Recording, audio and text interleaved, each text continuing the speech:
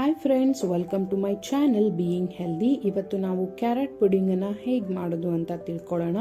ಅದಕ್ಕೂ ಮುಂಚೆ ನೀವೇನಾದರೂ ನನ್ನ ಚಾನಲನ್ನು ಸಬ್ಸ್ಕ್ರೈಬ್ ಆಗಿಲ್ಲ ಅಂತಂದರೆ ದಯವಿಟ್ಟು ಸಬ್ಸ್ಕ್ರೈಬ್ ಆಗಿ, ಹಾಗೆ ಪಕ್ಕದಲ್ಲೇ ಕಾಣ್ತಿರುವಂತಹ ಬೆಲ್ ಐಕನನ್ನು ಕೂಡ ಕ್ಲಿಕ್ ಮಾಡಿ. ನಾನು ವಿಡಿಯೋ ಹಾಕಿದ ತಕ್ಷಣ ನಿಮಗೆ ನೋಟಿಫಿಕೇಶನ್ ಬರುತ್ತೆ. ಹಾಗೆ ನೀವು ನನ್ನ ಇನ್ಸ್ಟಾಗ್ರಾಮಲ್ಲೂ ಕೂಡ ಫಾಲೋ ಮಾಡ್ಬೋದು ಅಂತ ಹೇಳ್ತಾ ಬನ್ನಿ ಇವತ್ತಿನ ನಮ್ಮ ರೆಸಿಪಿ ಕ್ಯಾರೆಟ್ ಪುಡಿಂಗನ್ನು ಹೇಗೆ ಮಾಡೋದು ಅಂತ ತಿಳ್ಕೊಳ್ಳೋಣ. ಮೊದಲಿಗೆ ಒಂದು ಪಾತ್ರೆನಲ್ಲಿ ನೀರನ್ನು ಈ ರೀತಿ ಕುದಿಯೋಕೆ ಇಟ್ಕೊಂಡು ಬಿಡೋಣ. ನಂತರ ಅದಕ್ಕೆ ಕಟ್ ಮಾಡಿದಂತಹ ಕ್ಯಾರೆಟನ್ನು ಕೂಡ ಆ್ಯಡ್ ಮಾಡ್ಕೊಳ್ಳೋಣ. ಅದು ಒಂದು 7ರಿಂದ 10 ನಿಮಿಷಗಳ ಕಾಲ ಚೆನ್ನಾಗಿ ಕುದಿಯೋಕೆ ಬಿಟ್ಬಿಡಿ. ಅದು ಬೇಯಬೇಕಾಗತ್ತೆ. ನಂತರ ಅದು ಕೂಲ್ ಆಗಲಿಕ್ಕೆ ಪಕ್ಕದಲ್ಲೇ ತೆಗೆದಿಟ್ಬಿಡಿ. ಈಗ ಒಂದು ಬೌಲ್ನಲ್ಲಿ ನಾವು ಮಿಲ್ಕನ್ನು ತಗೊಳ್ಳೋಣ. ಇದು ತಣ್ಣಗಿರಬೇಕು. ಕಾಯಿಸಿ ಆರಿಸಿದಂತಹ ಹಾಲನ್ನು ನಾವು ತಗೊಂಡು ಅದಕ್ಕೆ 1ರಿಂದ 1.5 ಚಮಚಗಳಾಗುವಷ್ಟು ಕಸ್ಟರ್ಡ್ ಪೌಡರನ್ನು ಆ್ಯಡ್ ಮಾಡಿಕೊಂಡು ಚೆನ್ನಾಗಿ ನಾವು ಗಂಟಿಲ್ದಂಗೆ ಮಿಕ್ಸ್ ಮಾಡ್ಕೊಳ್ಬೇಕಾಗತ್ತೆ. ನೋಡಿ, ಈ ರೀತಿ ಕನ್ಸಿಸ್ಟೆನ್ಸಿಯಲ್ಲಿ ನಾವು ಮಿಕ್ಸ್ ಮಾಡ್ಕೊಳ್ಬೇಕು.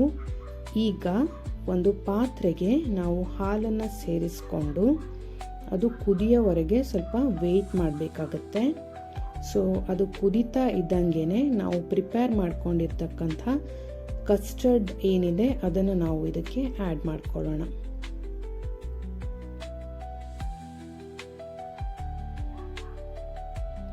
ಇದು ಆ್ಯಡ್ ಮಾಡ್ಕೊತಿದ್ದಂಗೆ ಚೆನ್ನಾಗಿ ಮಿಕ್ಸ್ ಮಾಡ್ಕೊಳ್ಬೇಕಾಗತ್ತೆ. ಯಾಕಂದರೆ ಅದು ಗಟ್ಟಿ ಆಗ್ತಾ ಬರುತ್ತೆ. ನೋಡಿ, ಲಿಕ್ವಿಡ್ ಇದ್ದಂಥದ್ದು ಈ ಕನ್ಸಿಸ್ಟೆನ್ಸಿಗೆ ಟರ್ನ್ ಆಗುತ್ತೆ. ಇದನ್ನು ಚೆಕ್ ಮಾಡೋದು ಹೇಗಂದರೆ, ಒಂದು ಲೈನನ್ನು ಎಳೀರಿ.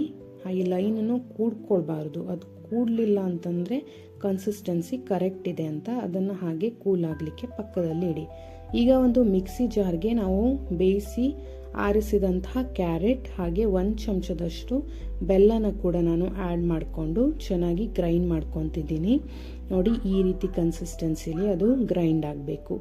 ಈಗ ಒಂದು ಬೌಲನ್ನು ತಗೊಂಡು ಅದಕ್ಕೆ ನಾವು ಗ್ರೈಂಡ್ ಮಾಡ್ಕೊಂಡಿರ್ತಕ್ಕಂಥ ಕ್ಯಾರೆಟ್ ಹಾಗೆ ಬೆಲ್ಲನ ಇದಕ್ಕೆ ಸೇರಿಸ್ಕೊಳ್ತಿದ್ದೇನೆ. ಹಾಗೆ ತಣ್ಣಗಾದಂತಹ ಕಸ್ಟರ್ಡನ್ನು ಕೂಡ ನಾನಿಲ್ಲಿ ಆ್ಯಡ್ ಮಾಡ್ಕೊತಿದ್ದೀನಿ.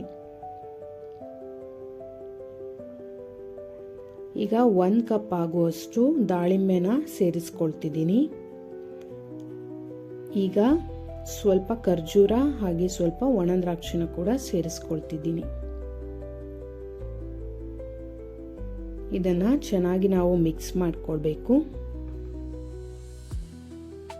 ನೋಡಿ, ಈ ರೀತಿ ಆರೆಂಜ್ ಕಲರ್ಗದು ಟರ್ನ್ ಆಗುತ್ತೆ. ನಂತರ ಇದು 10 ನಿಮಿಷಗಳ ಕಾಲ ನಾವು ರೆಫ್ರಿಜರೇಟ್ ಮಾಡಬೇಕಾಗತ್ತೆ. 10 ನಿಮಿಷ ಆದ ತಕ್ಷಣ ಇದನ್ನು ನಾವು ಸರ್ವ್ ಮಾಡೋಣ.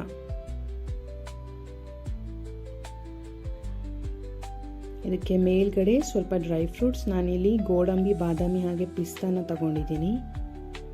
ಮೇಲ್ಗಡೆ ಸ್ವಲ್ಪ ಕ್ರೀಮನ್ನು ಕೂಡ ನಾನು ಆ್ಯಡ್ ಮಾಡ್ಕೊತಿದ್ದೀನಿ. ಈಗ healthy and tasty carrot pudding ರೆಡಿಯಾಗಿದೆ. ನೀವು ಟ್ರೈ ಮಾಡಿ ಹೇಗಿದೆ ಅಂತ ಕಮೆಂಟ್ನಲ್ಲಿ ತಿಳಿಸಿ.